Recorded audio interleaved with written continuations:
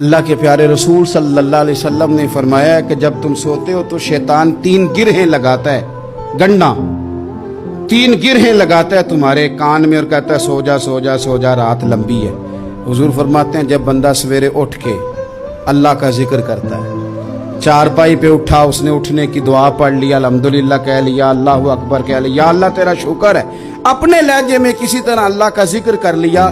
جب وہ رب کا ذکر کرتا ہے تو شیطان کی پہلی گرہ کھل جاتی ہے، اور جب وہ وضو کرتا ہے تو دوسری کھل جاتی ہے، اور جب نماز پڑھتا ہے تو شیطان ویسے ہی دور ہو جاتا ہے۔ لیکن حضور فرماتے ہیں جو صبح سویا رہے وہ گرہیں قائم رہتی۔ جو صبح اللہ کے ذکر سے، وضو سے، نماز سے شیطان کی گرہیں توڑ دیتا ہے، وہ تازہ دم اٹھتا ہے، تازہ دم۔ ایک تو بات میں جوانوں سے بالخصوص آپ سے گزارش کروں گا کہ رات کو جلدی سونے اور صبح جلدی اٹھنے کا ماحول بنائیں۔